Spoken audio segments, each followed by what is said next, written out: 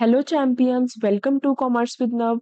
जहां हम कॉमर्स के सब्जेक्ट्स को बनाते हैं easy, interesting and exam ready. So अगर आप क्लास 11th या 12th कॉमर्स के स्टूडेंट हो तो ये चैनल आपके लिए एक फुल स्टडी पार्टनर बनने वाला है with smart explanations and real life example. तो बिना किसी देरी के हम स्टार्ट करते हैं आज का topic, circular flow of income. So अब हम इकोनॉमिक्स को स्टार्ट करने जा रहे हैं और जो फर्स्ट टॉपिक हम इसमें करेंगे that is circular flow of income. Before starting with today's topic, मैं चाहती हूँ कि हम क्लास 12th का इकोनॉमिक्स का एक बार सिलेबस देख लें ताकि हमें पता हो कि हम इस साल कौन से टॉपिक्स कवर करने वाले हैं और किसकी कितनी वेटेज है। So let's have the look first. तो इस बार का जो हमारा इकोनॉमिक्स क्लास 12th का इकोनॉमिक्स का जो सिलेबस है वो हमारा टू पार्ट्स में या टू यूनिट्स में डिवाइडेड है, unit 1 and unit 2। Unit 1 also carry 40 marks and unit 2 also carry 40 marks, मतलब इक्वल वेटेज है दोनों यूनिट्स की। यूनिट 1 में हम बेसिकली मैक्रो इकोनॉमिक्स के बारे में पढ़ेंगे एंड यूनिट 2 में हम इंडियन इकोनॉमिक डेवलपमेंट के बारे में पढ़ेंगे। दोनों ही जो यूनिट्स है वो बहुत ही इंटरेस्टिंग है, दोनों ही यूनिट्स को हम बहुत अच्छे से इंटरेस्टिंग वे में सिंप्लीफाई करके करेंगे। So stay tune for the further videos also and do like the videos and subscribe to the channel अगर आपको वीडियोस पसंद आती हैं और कॉन्सेप्ट्स समझ आते हैं। तो चलिए शुरू करते हैं। आज जो हम स्टार्ट करने जा रहे हैं वो है मैक्रो इकोनॉमिक्स। हम सबसे पहले मैक्रो इकोनॉमिक्स कवर करेंगे, आफ्टर दैट हम इंडियन इकोनॉमिक डेवलपमेंट पे मूव करेंगे। क्योंकि मैक्रो इकोनॉमिक्स जो है वो थोड़ा प्रैक्टिकल काइंड ऑफ है, इसमें बहुत ज्यादा कॉन्सेप्ट समझने वाले हैं और बहुत ही इंटरेस्टिंग है। ऑन द अदर हैंड जो इंडियन इकोनॉमिक डेवलपमेंट है वो थोड़ा थ्योरी पार्ट है और कई बार बच्चों को बोरिंग लगता है। But believe me when I से दिस कि हम उसको भी बहुत इंटरेस्टिंग और इजी मैनर में लर्न करेंगे। But before that I want कि हम मैक्रो इकोनॉमिक्स को कवर करें और प्रैक्टिकल चीजों को समझें और प्रैक्टिस कर लें ताकि एंड में हमारे पास इनफ टाइम हो कि हम अच्छे से दोबारा से कॉन्सेप्ट्स को रिवाइज करके दोबारा से प्रैक्टिस कर पाएं। तो मैक्रो इकोनॉमिक्स में जो फर्स्ट टॉपिक हम देखने जा रहे हैं वो है सर्कुलर फ्लो ऑफ इनकम, और ये टॉपिक बहुत ही इंपॉर्टेंट है और एक बेस है मैक्रो इकोनॉमिक्स का। जो हमारा यूनिट 1 है मैक्रो इकोनॉमिक्स का वो national income and related aggregates है। इसमें चार टॉपिक्स हैं। First is circular flow of income, next जो है बेसिक्स कंसेप्ट्स है मैक्रो इकोनॉमिक्स के। उसके बाद नेशनल इनकम के बारे में है कि नेशनल इनकम क्या होती है और उसके कुछ एग्रीगेट्स है, मतलब उसके कुछ कॉन्सेप्ट्स। उसके बाद हम देखेंगे कि हम नेशनल इनकम को कैसे मेजर करेंगे। तो हम नेशनल इनकम को इसी वे में इसी मैनर में कवर करेंगे। तो आज हम फर्स्ट पार्ट के साथ मूव करेंगे which is circular flow of income. Circular flow of income जो है वो मैक्रो इकोनॉमिक्स का तो पार्ट है। तो पहले ये तो देख लें कि असल में मैक्रो इकोनॉमिक्स होता क्या है। इकोनॉमिक्स तो हम सब जानते हैं क्या होता है। इकोनॉमिक्स में हम क्या करते हैं, हम जो स्कार्स रिसोर्सेज होते हैं, मतलब हम कहते हैं कि जो हमारे रिसोर्सेज हैं वो स्कार्स है। स्कार्स मीन्स लिमिटेड है। उन लिमिटेड रिसोर्सेज को हम कैसे यूज करें ताकि हमारी जो नीड्स एंड वांट्स है वो सेटिस्फाई हो जाए, हम इकोनॉमिक्स में ये देखते हैं। तो इकोनॉमिक्स की बेसिकली ना दो ब्रांच होती है, एक होती है माइक्रो इकोनॉमिक्स, एक होती है मैक्रो इकोनॉमिक्स। माइक्रो इकोनॉमिक्स में हम इंडिविजुअल पे फोकस करते हैं, लाइक कंज्यूमर पे, मार्केट पे।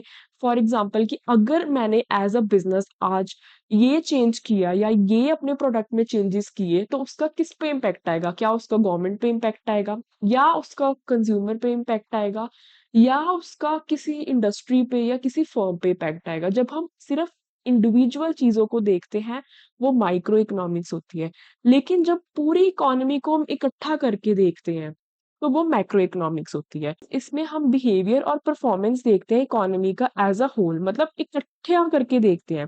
जैसे कि नेशनल इनकम, कि हमारी जीडीपी का क्या इम्पैक्ट आ रहा है। अगर इन्फ्लेशन होगी, मतलब अगर प्राइसेस इंक्रीज होने लग गए, इकोनॉमी में चीजों के दाम बढ़ने लग गए, उसका पूरी इकोनॉमी में क्या इफेक्ट आता है। एम्प्लॉयमेंट का क्या इफेक्ट आता है, अगर गवर्नमेंट ने कोई पॉलिसी चेंज कर दी जैसे डीमोनेटाइजेशन हुई थी तो उसका क्या इम्पैक्ट आया था, अगर हम उसको स्टडी कर रहे हैं तो वो मैक्रो इकोनॉमिक्स का पार्ट है। सो बहुत ही सिंपल है। माइक्रो होता है जब हम इंडिविजुअल यूनिट्स को स्टडी करते हैं, मतलब अगर मैंने आज एज अ फर्म कोई चेंज किया तो उसका कंज्यूमर पे क्या इम्पैक्ट आएगा, which is an individual unit. उसका फर्म पे क्या इम्पैक्ट आएगा, फर्म भी एक इंडिविजुअल यूनिट है। लेकिन जब हम सबको इकट्ठा करके एक जैसे देखते हैं और हम देखते हैं कि पॉलिसीज का या कोई भी चेंजेस का क्या पूरी इकोनॉमी पे, चाहे वो कंज्यूमर्स है, चाहे वो गवर्नमेंट है, चाहे वो कोई भी है, सब पे क्या इम्पैक्ट आएगा। तो वो होता है macro economics. I hope you are clear with it. तो देखते हैं फिर आज का topic, circular flow of income क्या होता है। Circular flow of income meaning से समझ के हो गए कि जो हमारी इनकम है वो फ्लो कर रही है, कैसे फ्लो कर रही है, सर्कल में। हम सोचेंगे कि इनकम कैसे सर्कल में फ्लो कर सकती है। तो सर्कुलर फ्लो ऑफ इनकम का क्या मतलब है, ये एक बेसिकली ना साइकिल होता है, जैसे साइकिल के टायर गोल गोल घूमते हैं ना, वैसे जो इनकम होती है वो भी ऐसे गोल गोल घूमती है। कैसे? पहले इनकम जनरेट होती है प्रोडक्शन प्रोसेस में, जैसे जब हम प्रोड्यूस कर रहे होते हैं ना, मैन्युफैक्चर कर रहे होते हैं कोई भी गुड या सर्विस को, और जब हम उसकी सेल करते हैं तो हमें क्या आती है, वो बेचने के बाद इनकम आती है, मतलब कि पैसा आता है हमारे पास, वी अर्न। तो हमारी इनकम क्या हुई यहाँ पे, जनरेट हुई। उसके बाद वो जो इनकम होती है वो हम करते हैं डिस्ट्रीब्यूट। डिस्ट्रीब्यूट करना क्या होता है, बांटते हैं to the factors of production. तो हमारे फैक्टर्स ऑफ प्रोडक्शन क्या होते हैं, हमारे 4 फैक्टर्स ऑफ प्रोडक्शन होते हैं, आपको पता ही होगा, और इसे याद रखना, it is very important. Land, labour, capital and enterprise. मतलब हमारे 4 फैक्टर्स ऑफ प्रोडक्शन हैं। फैक्टर्स ऑफ प्रोडक्शन क्या होते हैं कि कौन सी चीजें जो हैं हमें प्रोडक्शन करने के लिए फैक्ट्री में चाहिए होती है। पहले तो लैंड चाहिए होती है, लैंड के बिना हम कैसे ही काम कर पाएंगे। फिर लेबर चाहिए, रॉ मटेरियल को कन्वर्ट करना है अगर हमने किसी फिनिश प्रोडक्ट में, तो लोग भी तो चाहिए ना उस पे काम करने के लिए। कैपिटल, कैपिटल मीन्स पैसा चाहिए, पैसे के बिना तो हम कुछ भी नहीं कर सकते, इवन बिजनेस स्टार्ट करने का सोच भी नहीं सकते। इंटरप्राइज होता है फर्म, एंटरप्रेन्योर जो काम कर रहा है, who is the one leading the business.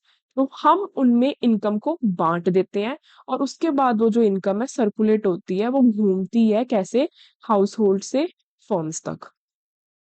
मैंने आपको इतना समझाया, अब आपको थोड़ी सी कंफ्यूजन तो हो रही होगी कि इनकम जनरेट का तो चलो समझ आ गया कि हमने प्रोडक्ट्स बनाए, बेचे, पैसा आया, इनकम जनरेट हुई।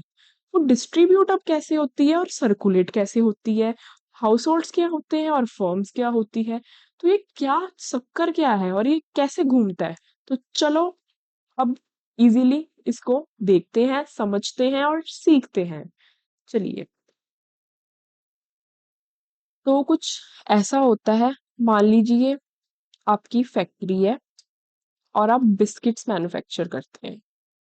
तो आपने बिस्किट्स मैन्युफैक्चर किए, मतलब प्रोड्यूस किए, और उसके बाद आपने उसको किया सेल। सेल करने के बाद आपके पास क्या आया, इनकम, यानी पैसा। तो और ये कौन सा फेज हो गया, जनरेशन। तो पहला स्टेप हमें समझ आ गया कि इनकम क्या हुई, जनरेट हुई। अब उसके बाद पैसा आया, तो हमने कुछ रिसोर्सेज भी तो मैंने आपको बताया ना, फैक्टर्स ऑफ प्रोडक्शन की हेल्प से सारा कुछ आया। मींस हमने लैंड ली होगी, देन लेबर एम्प्लॉय की होगी, उसके बाद हमने कैपिटल यूज की होगी, और उसके बाद हमारी इंटरप्राइज या entrepreneur, the one who is carrying the business. ठीक है, तो ये हो गए हमारे फैक्टर्स ऑफ प्रोडक्शन। जो इनकम हाई, तो वो सारी इनकम तो अपनी जेब में आ नहीं सकती। पहले हमने अगर लैंड ली है तो हम उसका रेंट भी तो पे करेंगे, तो वो एक्सपेंस निकालो। उसके बाद लेबर को भी तो हमने सैलरी या वेजेस पे करनी है, तो वो इनकम में से हम माइनस करेंगे। फिर जरूरी तो नहीं हम सारा पैसा अपना लेके आए होंगे, हमने कुछ डेट पे लिया होगा या कुछ इक्विटी पे लिया होगा, तो हम उस पे इंटरेस्ट या डिविडेंड पे करेंगे, उसको इनकम में से माइनस करो। उसके बाद है प्रॉफिट का हिस्सा हम इंटरप्राइज को या एंटरप्रेन्योर को देंगे। तो ये होता है कि हमने फैक्टर्स ऑफ प्रोडक्शन में इनकम को डिस्ट्रीब्यूट कर दिया, किस फॉर्म में, रेंट की फॉर्म में, वेजेस की फॉर्म में, इंटरेस्ट की फॉर्म में और प्रॉफिट की फॉर्म में। तो ये हमारा सेकंड फेज आता है, डिस्ट्रीब्यूशन ऑफ इनकम। हमारी इनकम क्या होगी यहाँ पे? डिस्ट्रीब्यूट। तो आई होप कि आपको ये डिस्ट्रीब्यूशन वाला फेज भी समझ आ गया। जनरेशन आई होप समझ आ गया कैसे जनरेट हुई। अब ये कैसे डिस्ट्रीब्यूट हुई, अब ये घूमेगी कैसे? अब इनके पास पैसा आ गया। अब हमने जिनको फैक्टर्स ऑफ प्रोडक्शन को जब पे किया उनके पास पैसा आ गया। अब वो उस पैसे का क्या करेंगे? उस पैसे के साथ वो गुड्स एंड सर्विसेज बाय करेंगे। मींस गुड्स एंड सर्विसेज कैसे? मान लो उस पैसे के साथ उन्होंने जाके मार्केट में आप ही के ब्रांड के बिस्किट्स बाय कर लिए। मान लो आप ही के ब्रांड के बिस्किट्स बाय कर लिए, तो वही पैसा जो आपने उनको पे किया था और उसके बाद उन्होंने आपके ही बिस्किट बाय कर लिए, तो घूम फिर के दोबारा से पैसा किसके पास आ गया? आपके खुद के पास आ गया। तो पैसा घूमा, सर्कुलेट हुआ। मींस कि आपने जो ये फैक्टर्स ऑफ प्रोडक्शन को पे किया था, इन्होंने मार्केट में जाके वही पैसों से आपके ब्रांड के बिस्किट्स ही बाय कर लिए, तो वो पैसा घूम के फिर से आपकी फर्म के पास आ गया, मतलब सर्कुलेट हो गया। आई होप ये आपको समझ आ गया होगा। एक बार दोबारा से देखते हैं क्या हुआ। फॉर एग्जाम्पल आपकी बिस्किट्स बनाने की फैक्ट्री है, आपने बिस्किट्स बनाए, बेचे, आपको इनकम आई। इनकम आना मतलब इनकम का जनरेट होना, जो कि है पहला स्टेप। उसके बाद आपने जो फैक्टर्स ऑफ प्रोडक्शन लगाए हुए थे उस बिस्किट्स को बनाने के लिए, that is land labour capital and enterprise, उनको आपने उनके हिस्से के बनता हुआ पार्ट इनकम में से दे दिया। लैंड का आपने रेंट पे कर दिया, लेबर को आपने वेजेस दे दी, कैपिटल पे आप अगर डेट पे ली थी तो इंटरेस्ट, अगर इक्विटी पे ली थी तो डिविडेंड वगैरह पे कर दिया। उसके बाद एंटरप्राइज को आपने उसका बनता हुआ प्रॉफिट का हिस्सा दे दिया। आपने क्या किया? इनकम को एक तरीके से बांट दिया। उसके बाद क्या हुआ? वो फैक्टर्स ऑफ प्रोडक्शन ने मार्केट में जाके आप ही के ब्रांड के बिस्किट्स बाय कर लिए, तो वो पैसा घूम के फिर आप ही की जेब में आ गया। मतलब इधर से पैसा निकला और फिर इधर ही आ गया, तो इनकम सर्कुलेट होके इधर ही आ गई। तो ये जो हुए हमारे, वो 3 फेजेस हुए। चलो इसको थोड़ा और डिटेल में देखते हैं, and this is very simple. क्या देखेंगे? Phases of circular flow of income. Phases जो है वो 3 ही है, जो भी हमने डिस्कस किए। वही पहला फेज, प्रोडक्शन फेज, जो मैंने बताया, बिस्किट्स को आपने प्रोड्यूस किया तो क्या हुआ? इनकम जनरेट हुई। उसके बाद आता है इनकम फेज, कि आपने जब फैक्टर्स ऑफ प्रोडक्शन को इनकम का कुछ हिस्सा दिया तो वो उनके लिए क्या थी? इनकम, जिसमें आपने क्या किया? इनकम को डिस्ट्रीब्यूट किया। थर्ड एक्सपेंडिचर फेज, कि उन्होंने वो इनकम को जाके खर्चा किया। उसका खर्चा किस पे किया? आपके ही बिस्किट्स बाय करने पे उस पे खर्चा किया। वो हो गया expenditure phase. Means disposition of income, उन्होंने वो इनकम को यूटिलाइज किया। क्या हुआ? तो फेजेस वही हैं। पहले प्रोडक्शन फेज, प्रोडक्शन फेज में क्या हुआ? प्रोडक्शन हुई, हमने बिस्किट्स बनाए, उसके साथ क्या हुआ? इनकम आई। ठीक है। सेकंड जो है इनकम फेज, सेकंड स्टेप पे क्या हुआ? इनकम आई। इनकम किसके पास आई? फैक्टर्स ऑफ प्रोडक्शन के। इनकम किसके पास आई? इनकम आई आपके पास, और आपने उसको किस में डिस्ट्रीब्यूट किया? फैक्टर्स ऑफ प्रोडक्शन में।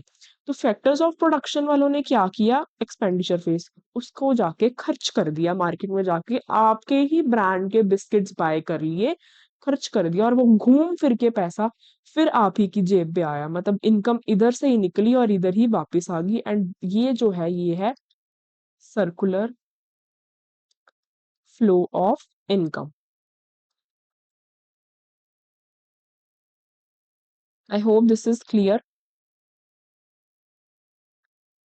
नेक्स्ट हम जो एक कंसेप्ट पढ़ेंगे जो कि बहुत इंपॉर्टेंट है, वो हम पढ़ेंगे स्टॉक एंड फ्लो का। स्टॉक एंड फ्लो क्या होता है?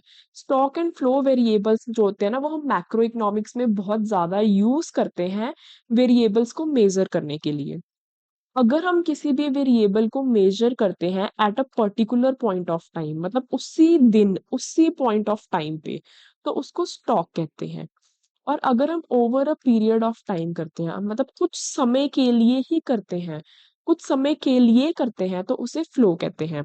मींस आज के दिन कितनी पॉपुलेशन है पंजाब की, वो स्टॉक है। मैंने आज ही चेक किया। और अगर मैं देखूं पिछले 2 महीनों में कितने बर्थ्स हुए हैं, मतलब कितने लोगों ने जन्म लिया है पंजाब में, तो वो फ्लो हो गया, क्योंकि हम 2 महीनों का इकट्ठे करके देख रहे हैं जो कि रोज चेंज होता है।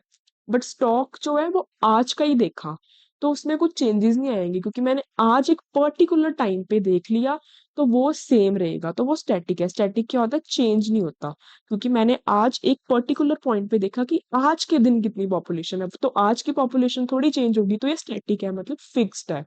स्टैटिक का क्या मीन्स होता है? फिक्स्ड। ठीक है।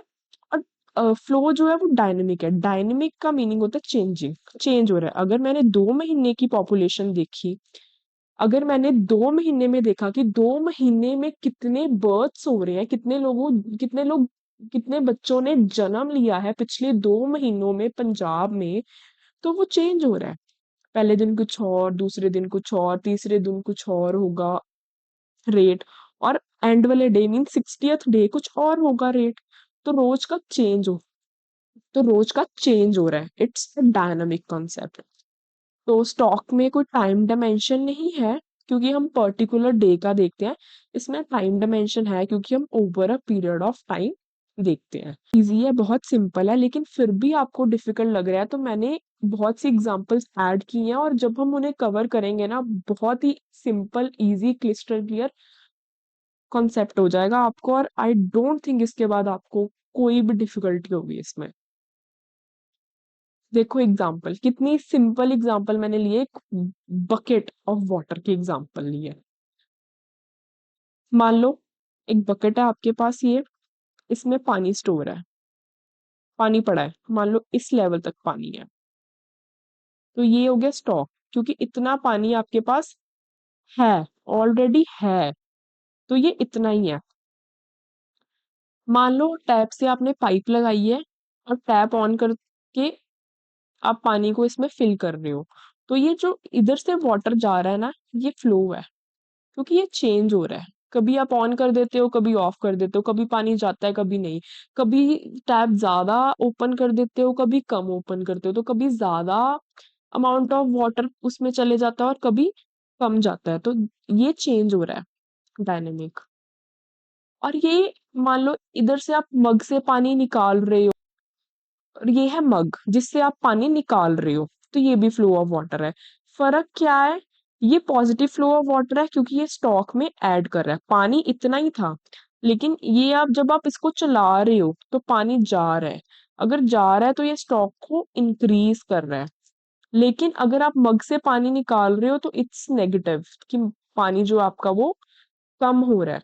तो स्टॉक इतना ही है, पानी इतना ही है, लेकिन ये फ्लो है जो स्टॉक को इंक्रीज कर रहा है। अगर टैप चला रहे हो तो इंक्रीज हो रहा है, अगर मग से के साथ निकाल रहे हो तो स्टॉक आपका डिक्रीज हो रहा है।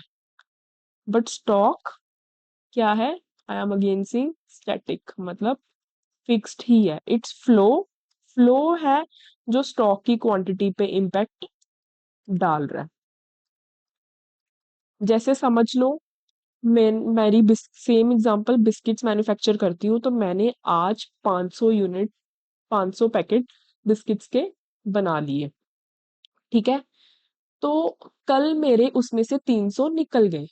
आज का स्टॉक मेरा 500 ही है, वो स्टैटिक है, वो फ्लो है कि वो निकल गए, वो बिक गए, तो वो मेरे पास पीछे सिर्फ 200 ही बचे। दैट इज फ्लो, कि जो निकल गया। आई होप कि ये अब आपको समझ आ गया होगा। और थोड़ी एग्जांपल्स देख लेते हैं। जो हमारी वेल्थ होती है ना, वो हमारा स्टॉक होती है। वेल्थ क्या होती है? कि आज हमारे नेशन के पास कितना पैसा है, आज के दिन हमारे नेशन के पास कितना पैसा है, वो स्टॉक है, क्योंकि वो फिक्स्ड है। जो इनकम होती है ना, वो फ्लो होती है, क्योंकि ये चेंज होती है। एक महीने ज्यादा कमा रहे हैं, एक महीने मान लो फेस्टिवल सीजन है, बूम है, डिप्रेशन है, अलग अलग फेजेस ऑफ बिजनेस होते हैं। हर फेज में बिजनेसेस अलग कमाते हैं, इंडस्ट्री अलग से कमाती है, अलग से जीडीपी होती है। तो हमारी इनकम जो है वो फ्लक्चुएट करती रहती है with seasons, with phases, boom, depression and everything. But wealth is static, means wealth हम एक पर्टिकुलर पॉइंट, मतलब आज की वेल्थ सेम ही रहेगी हमेशा। बट वेल्थ जो है वो स्टॉक है, because it's static. Population of Delhi as on 31st March 2025, तो ये भी स्टॉक है, क्योंकि 31st March 2025 को जितनी पॉपुलेशन है ना दिल्ली की, वो उतनी ही रहेगी, चाहे आज से 10 साल बाद आप उठा के देखोगे ना, वो उतनी ही होगी, सेम ही होगी। लेकिन जो है नंबर ऑफ बर्थ्स ड्यूरिंग 2024, कि 2024 में कितने बर्थ्स हुए, ये फ्लो है, क्योंकि हम एक पूरे साल का देख रहे हैं। तो हो सकता है जनवरी के अलग हो, जनवरी में मान लो 1 लाख हो, फेब में हो सकता है 50,000 हो। It it fluctuates. Next is quantity of wheat store, कि मैंने वीट कितना स्टोर किया हुआ है, उसकी क्वांटिटी वो स्टॉक है, और कितना मैंने प्रोड्यूस किया है वो क्या है, फ्लो है। बिकॉज प्रोडक्शन एक साथ तो होती नहीं है, पार्ट्स में होती है, so it's flow. I hope समझ आ गया होगा। नहीं समझ आया एक बार दोबारा से वीडियो को देखना, या फिर आप कमेंट सेक्शन में बता देना, मैं दोबारा से आपको एक्सप्लेन करने की कोशिश करूंगी इजी तरीके के साथ। बट आई होप कि आपको क्लियर हो गया होगा, बिकॉज बहुत सिंपल कंसेप्ट है ये। और उसके बाद एक जो चीज ना एग्जाम में आ जाती होती है, या फिर आई थिंक ये थोड़ा इम्पोर्टेंट है कि आपको पता होना चाहिए, मनी सप्लाई क्या है, स्टॉक है या फ्लो है।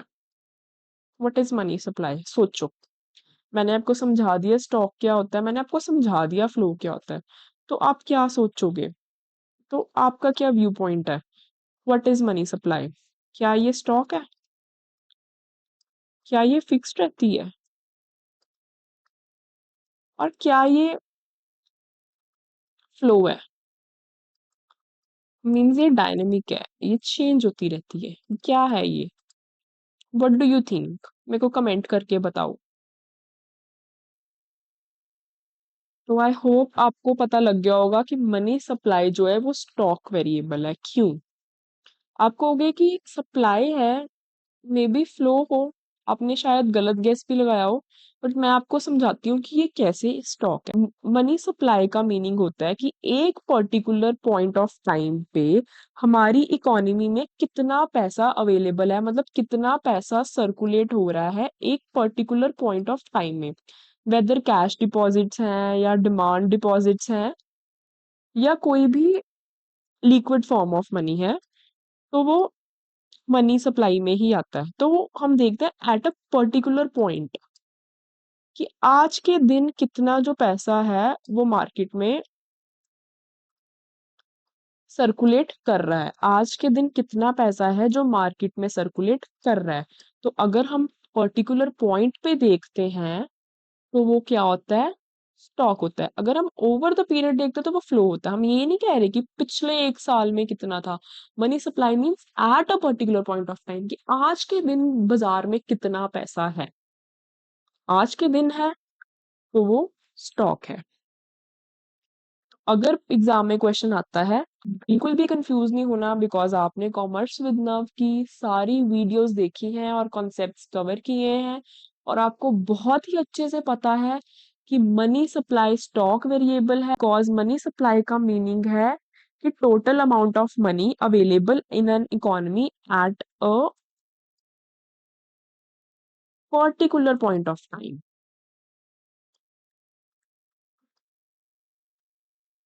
At a particular point of time. So particular point of time पे देख रहे हैं तो वो स्टॉक होता है। अगर ओवर पीरियड देखते हैं तो फ्लो होता है।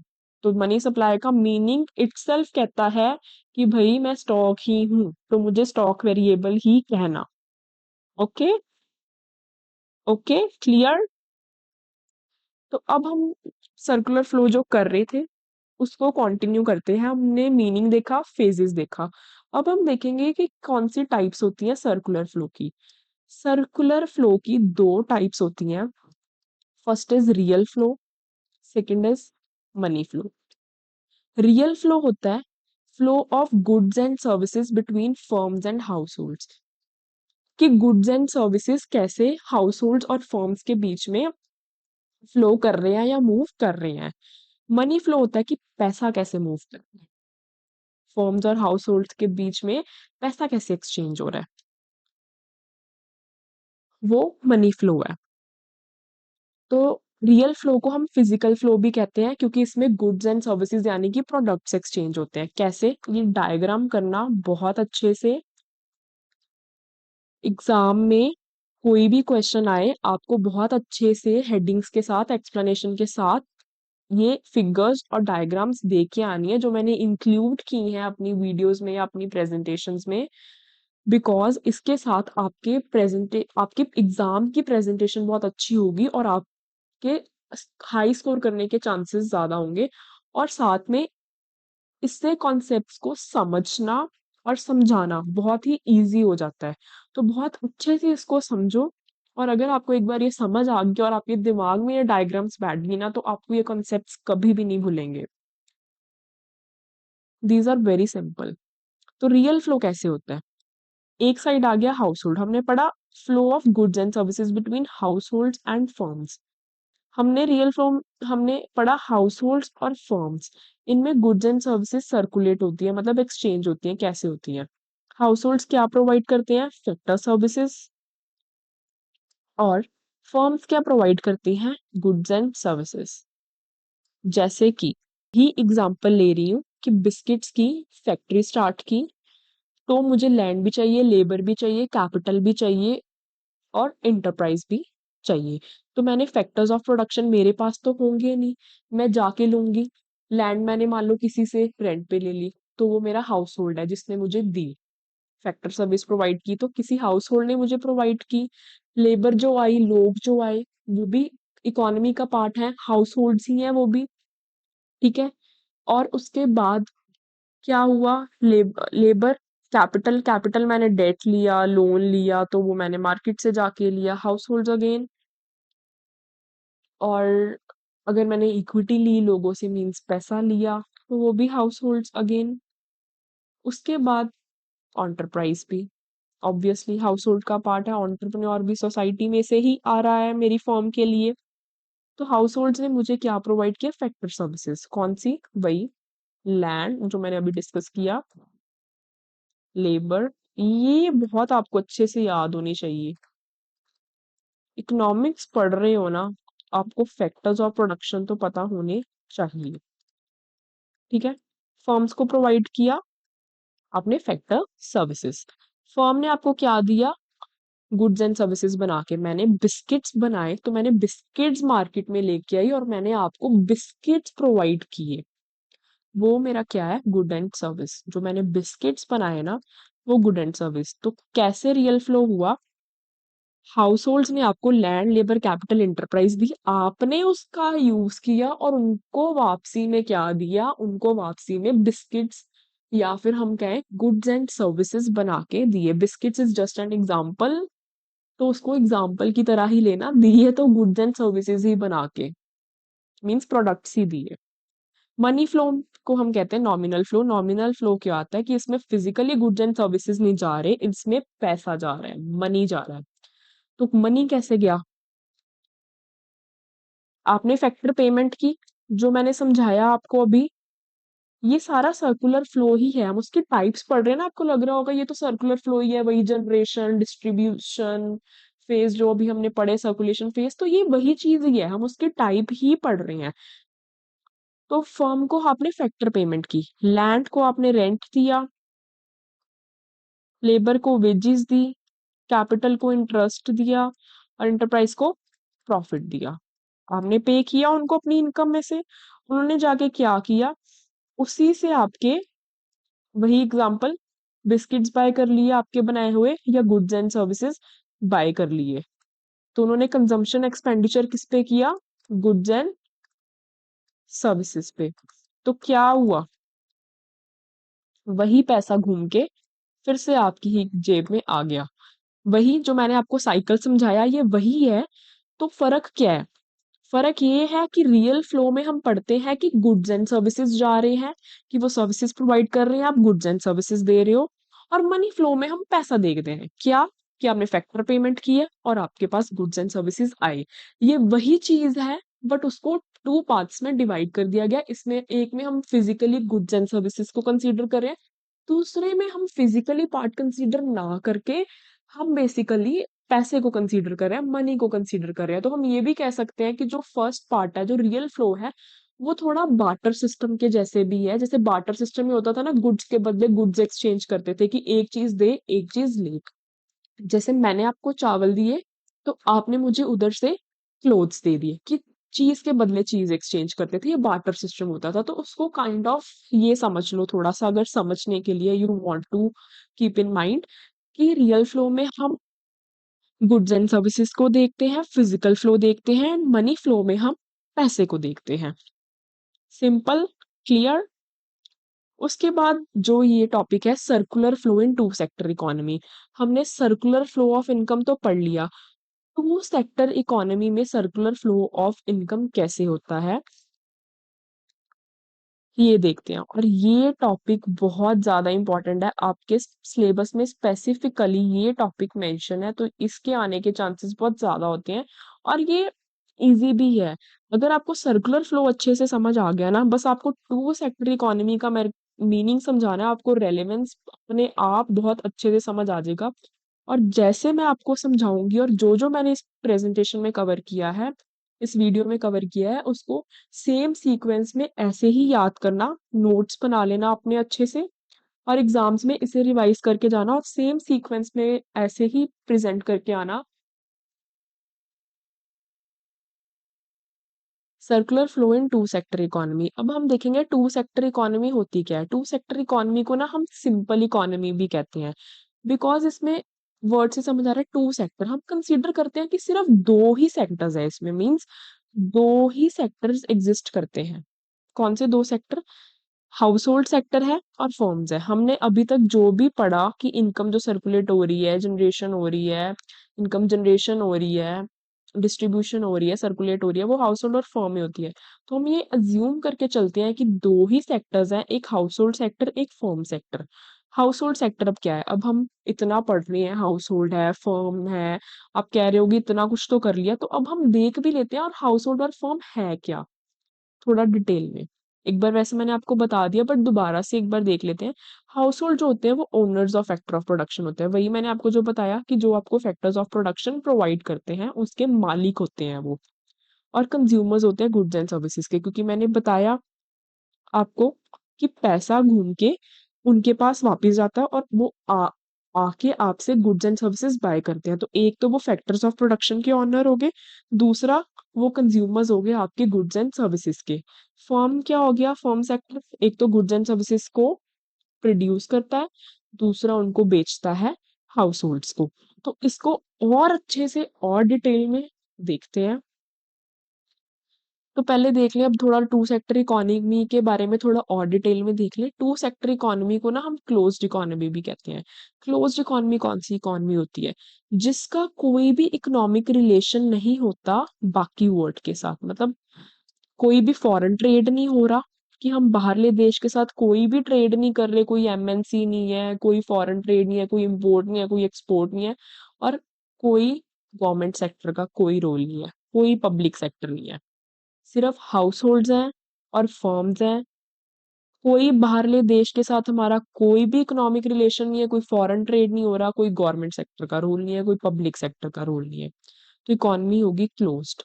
और इसका जो ऑपोजिट होता है वो होता है ओपन इकोनॉमी, जिसमें हमारा रेस्ट ऑफ द वर्ल्ड के साथ प्रॉपर रिलेशन होता है, गवर्नमेंट सेक्टर भी होता है और फॉरेन ट्रेड भी होता है, वो होता है ओपन इकोनॉमी। लेकिन इसमें हम एक ओपन इकोनॉमी नहीं पढ़ रहे, टू सेक्टर क्लोज्ड इकोनॉमी पढ़ रहे हैं। रीजन ये होता है कि हम एक बार कॉन्सेप्ट्स को ना थोड़ा assumptions लेके सिंप्लीफाइड मैनर में समझ लें, ताकि जब हम फर्दर मूव ऑन करेंगे ना, फर्दर क्लासेस में जाके बेसिक कंसेप्ट्स को कम्प्लेक्स मैनर में भी अप्लाई करना आ जाएगा। तो एक बार हम assumptions लेके ना इजी मैनर में चीजें पढ़ते हैं, और उनके बाद उस हमें जब वो समझ आ जाते हैं तो हम उसको अप्लाई भी कम्प्लेक्स सिचुएशंस में करते रहते हैं। तो एक बार के लिए हम एज्यूम कर रहे हैं, वैसे होता नहीं है, एज्यूम हम इसीलिए कर रहे हैं फॉर द सिंप्लीफिकेशन पर्पसेस, कि एक बार हम कंसेप्ट को पढ़ लें। तो आपके सिलेबस में वैसे two sector economy closed economy ही है, तो हम ये ही करेंगे अच्छे से डिटेल में। तो कुछ assumptions है, इनको एज इट इज लर्न कर लेना। मैंने बहुत सिंप्लीफाइड मैनर में लिखी हुई है, बहुत अच्छे से इजी मैनर में नोट्स बना लो और अच्छे से इनको लर्न कर लेना। पहली एजम्पशन जो हम डिस्कस कर रहे थे, क्लोज्ड इकोनॉमी है, तो टू सेक्टर इकोनॉमी में कौन से टू सेक्टर्स मैंने अभी बताया? Firms and households. Two sector है, firms and households. Household sector क्या करता है? हमें फैक्टर सर्विसेज प्रोवाइड करता है, जो मैंने अभी आपको बताया, लैंड, लेबर, कैपिटल, एंटरप्रेन्योर्स। किसको प्रोवाइड करता है? ओनली टू फर्म्स, फर्म्स को प्रोवाइड करता है। और फर्म भी जो हायर करती है फैक्टर सर्विसेज, वो हाउस होल्ड से ही है। मतलब हाउस होल्ड अपनी फैक्टर सर्विसेज सिर्फ फर्म्स को देता है, और फर्म्स भी हाउस होल्ड से ही फैक्टर सर्विसेज लेती है। क्योंकि वही ना, हमने assumption ले ली कि दो, अगर है ही फर्म और हाउस होल्ड, तो आपस में ही वो एक दूसरे के साथ कॉम्प्रोमाइज करके चलेंगे। फर्म क्या करती है? गुड्स एंड सर्विसेज को प्रोड्यूस करती है, और जो भी आउटपुट है वो सारा का सारा बेच देती है हाउस होल्ड्स को। हाउस होल्ड क्या करते हैं? वो रिसीव करते हैं फैक्टर इनकम, और उस सारी की सारी इनकम को किस पे लगा देते हैं? लगा देते हैं on the consumption of goods and services. ये और ये है जो और जो फिफ्थ एजम्पशन है, बहुत इंपॉर्टेंट है, कि कोई भी सेविंग्स नहीं हो रही। मींस हाउस होल्ड्स कोई भी सेविंग नहीं कर रहे अपनी इनकम में से, और ना ही फर्म अपने प्रॉफिट में से कुछ भी सेव कर रही है। हाउस होल्ड के पास जो इनकम आ रही है ना, फैक्टर इनकम, वो सारी की सारी खर्च कर रही है गुड सर्विस पे, और फर्म में जो प्रॉफिट आ रहा है ना, वो production of goods and services में लगा रही है वापस से। तो कोई भी सेविंग्स नहीं हो रही हमारी इकोनॉमी में। तो ये थे हमारा assumptions। इसके बाद जो है, इसकी डायग्राम है, इसको अच्छे से करना। वही सेम डायग्राम है, जस्ट एक इकट्ठे करके दिखा दी है इन्होंने। ये देखो क्या हो रहा है। हाउस होल्ड्स क्या कर रहे हैं? फैक्टर सर्विसेज प्रोवाइड कर रहे हैं। फैक्टर सर्विसेज वही मैंने जो बताए, four factors of production, land, labour, capital, entrepreneur, provide कर रहे हैं फर्म्स को। फर्म्स क्या कर रही है? उनको यूज करके गुड्स एंड सर्विसेज बना के हाउस होल्ड्स को दे रही है। ठीक है। उसके बाद जो फर्म के पास वो गुड्स एंड सर्विसेज बेच के इनकम आ रही है, वो फैक्टर पेमेंट कर रही है। Means land, labour, capital, entrepreneur land को रेंट, लेबर को वेजेस, कैपिटल पे इंटरेस्ट, एंटरप्रेन्योर को प्रॉफिट्स। फैक्टर पेमेंट कर रही है फैक्टर्स ऑफ प्रोडक्शन को। और जो इनके पास वो फैक्टर पेमेंट आ रही है, मतलब इनकम आ रही है, वो दोबारा यूज करके वो गुड्स एंड सर्विसेज बाय कर रहे हैं, मतलब कंजम्पशन एक्सपेंडिचर कर रहे हैं ऑन गुड्स एंड सर्विसेज। ये गुड्स एंड सर्विसेज ही खरीद रहे हैं। अगर मैं आपको ये इजी करके दिखाऊं ना, तो ये जो आउटर लूप है ना, ये factor services and goods and services, ये आउटर पार्ट, ये रियल फ्लो है जो अभी हमने पढ़ा। और जो ये इनर पार्ट है ना, ये वाला और ये वाला, ये मनी फ्लो है चीज सेम। समझ आ गया? उसके बाद एज अ कंक्लूजन हम देखें कि सर्कुलर फ्लो सिंपल इकोनॉमी में या फिर टू सेक्टर इकोनॉमी में क्या कंक्लूड कर सकते हैं। हम इतना पढ़ा हमने, तो हम इसको कैसे कंक्लूड करेंगे? कि जितना प्रोड्यूस हो रहा है उतना ही कंज्यूम हो रहा है। कि फर्म जो बना रही है, मान लो मैं बिस्किट्स बना रही हूँ, मैं जितने बिस्किट्स बना रही हूँ ना, उतने ही बिस्किट्स मेरे बिक रहे हैं, क्योंकि लोग सारे के सारे बिस्किट्स बिक रहे हैं मेरे, सारा कुछ कंज्यूम हो रहा है। जितनी मैं फैक्टर पेमेंट कर रही हूँ, लैंड, लेबर, कैपिटल, एंटरप्रेन्योर को पे कर रही हूँ, रेंट, वेजेस, इंटरेस्ट और प्रॉफिट के बेस में, फैक्टर इनकम और पेमेंट सेम है। जितनी मैं मेरे को इनकम आ रही है ना, जितनी मेरे को गुड्स एंड सर्विसेज बेच के, जितना मेरे को बिस्किट्स वगैरह बेच के पैसा मेरी जेब में आ रहा है एज अ फर्म, मैं उतना का उतना सारा का सारा पे कर रही हूँ। लैंड को रेंट दे रही हूँ, लेबर को वेजेस दे रही हूँ, कैपिटल पे इंटरेस्ट पे कर रही हूँ या डिविडेंड पे कर रही हूँ, और एंटरप्राइज को प्रॉफिट दे रही हूँ। तो जितनी मेरी जेब में एज अ फर्म इनकम आ रही है, मैं सारी की सारी उसको पे कर रही हूँ। और जितनी मेरी इनकम मैंने पे की है उनको, वो सारा का सारा पैसा जो है मेरे ही बिस्किट्स बाय करने में लगा रहे हैं, सारा का सारा कंज्यूम कर रहे हैं मेरे गुड्स एंड सर्विसेज को। तो रियल फ्लो भी क्या हो गया, मनी फ्लो के इक्वल हो गया, क्योंकि जितना पैसा आ रहा है उतना पैसा बाहर निकल रहा है। इनकम ऐसे ही बार बार आपस में घूमी जा रही है, और मेन इसके पीछे assumption आ गई कि कोई भी सेविंग्स इकोनॉमी में नहीं है। आई होप कि आपका ये कॉन्सेप्ट बहुत अच्छे से क्लियर हो गया, लेकिन फिर भी कोई डाउट है तो कमेंट जरूर करना, I will reply to that. तो दोस्तों समझ आया ना कि सर्कुलर फ्लो ऑफ इनकम कोई बोरिंग थ्योरी नहीं है, ये एक रियल लाइफ का इकोनॉमिक साइकिल है जो हम सबको इम्पैक्ट करता है। तो अगली बार जब भी कुछ भी अमेजोन से ऑर्डर करो तो याद रखना कि वो पैसा इकोनॉमी में कैसे घूमता रहता है। अगर वीडियो पसंद आया हो तो लाइक जरूर करना, चैनल कॉमर्स विद नव को सब्सक्राइब करना मत भूलना। तो मिलते हैं नेक्स्ट वीडियो में नेक्स्ट कंसेप्ट के साथ। तब तक के लिए कीप लर्निंग, कीप ग्रोइंग।